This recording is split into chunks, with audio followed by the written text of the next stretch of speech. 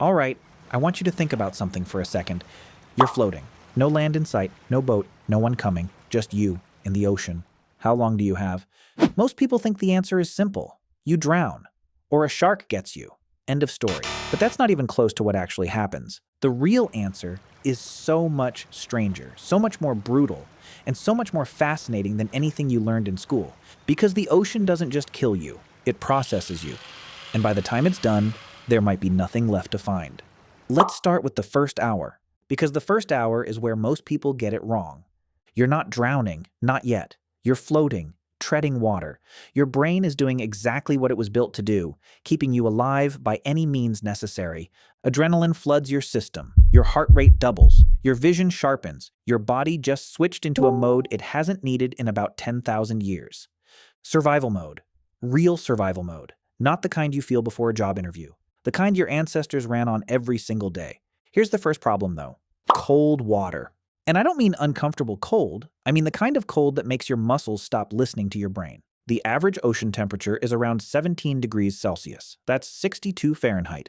Doesn't sound that bad, right? Here's the thing. Water pulls heat from your body 25 times faster than air at the same temperature. So that 62-degree water, your body experiences it like standing naked in air that's well below freezing. Within minutes, your fingers stop working properly. Within 30 minutes in cold water, your muscles start to lock up. And here's the part that gets people killed even when they know how to swim. Your body makes a decision without asking you.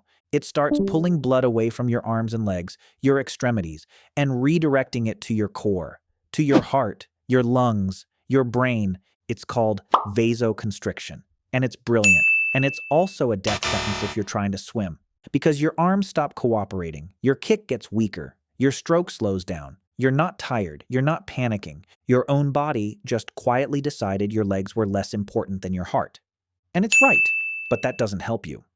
Now here's something nobody tells you about drowning. It's almost completely silent. People imagine someone drowning looks like the movies.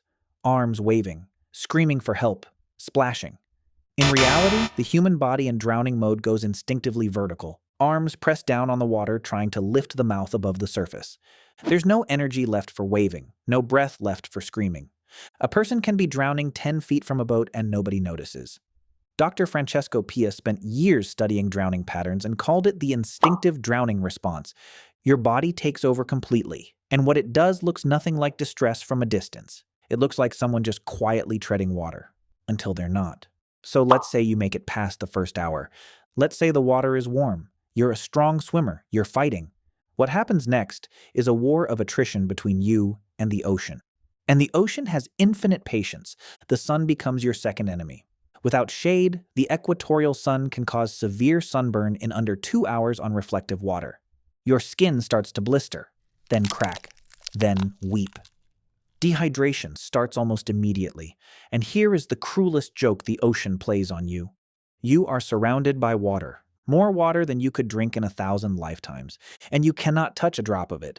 Seawater is about 3.5% salt. Your kidneys can only process concentrations up to about 2%, so every time you drink seawater, your kidneys have to use more water than you just drank to flush the excess salt out. You drink, you get thirstier, you drink more, your kidneys fall further behind, your blood thickens. Your cells start losing water trying to dilute the salt in your bloodstream. Within 24 to 48 hours of drinking seawater, people start to hallucinate. Not gently, violently. Survivors of ocean disasters have reported seeing buildings, highways, friends who weren't there, entire cities rising from the water. Your brain, starved of fresh water and working overtime, starts inventing reality. And that's before anything else finds you. You are not alone out there. The ocean is not empty. It is the most densely populated ecosystem on Earth. And almost everything in it operates on one principle: opportunity. Most sharks are not hunting you specifically. Sharks are curious, cautious animals that have survived 450 million years by being very good at calculating risk versus reward. A healthy human in the water is an unknown. Most sharks will investigate and leave. But a struggling human, one who is bleeding from sun-cracked skin, one whose movements are erratic from exhaustion and dehydration, that is a different calculation entirely. Peter Benchley, the man who wrote Jaws, spent the last years of his life trying to undo the damage that book caused. He said if he had known what shark behavior actually looked like, he never would have written it the way he did. Sharks don't circle and attack. They bump, they test. They come back if the test result was interesting. And in the open ocean with no escape, interesting is the last thing you want to be. Let's jump forward. Days in the water. Real days. This is where the body starts to do something extraordinary, and I mean extraordinary in the most disturbing way possible.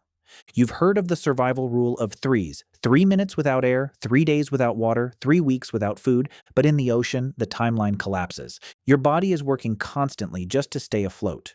You're burning calories at a rate that would impress an Olympic athlete. Without food, your body first burns through glycogen, stored sugar in your muscles and liver. That lasts maybe a day. Then it moves to fat. Good, that's what fat is for. But here's where it gets dark. Once the fat is gone, and in a survival situation it goes faster than you think, your body starts breaking down muscle. Not the muscle you'd choose to lose, not the fat on your belly. Your heart is a muscle. Your diaphragm, the thing that makes you breathe, is a muscle. Extended starvation while physically active will eventually start consuming the very machinery that keeps you alive. And there is nothing you can do to stop it. But here's the thing that actually haunts me about this. People have survived. Real people. Documented, verified, medically examined survivors. Salvador Alvarenga drifted in the Pacific for 438 days. He was found alive. Stephen Callahan survived 76 days adrift in the Atlantic after his boat sank. Poon Lim survived 133 days alone in the South Atlantic in 1943. A record that still stands. These weren't superhumans. They weren't special forces. They were ordinary people who found something inside themselves that the ocean couldn't reach. Callahan described it as a kind of negotiation with death. Not a fight, not a refusal, a conversation. He said there were moments where dying felt logical, peaceful even, and in those moments, something in him, something very old, very deep, very animal, said, not yet. Not today. Scientists who study survival psychology call it the will to live, which sounds simple, almost cliché. But what it actually describes is a neurological override, a moment where the conscious mind stops running the show and something far older takes control. Something that doesn't understand concepts like hopeless or impossible. Something that just keeps going because stopping isn't in its vocabulary. That part of your brain is ancient. It predates language. It predates thought. It is the part that kept your ancestors alive long enough to become your ancestors. And apparently, in the right person, in the right moment, the ocean can't drown it. So here's the question I want you to sit with tonight. We live in a world where almost nothing tests us anymore. No predators, no real hunger, no actual survival stakes on any given Tuesday. And yet that thing, that ancient override, is still in there. Still waiting. Still ready. The question isn't whether you have it. Every human alive descended from someone who used it. The question is, do you know what it would take to wake yours up? And honestly, do you want to find out?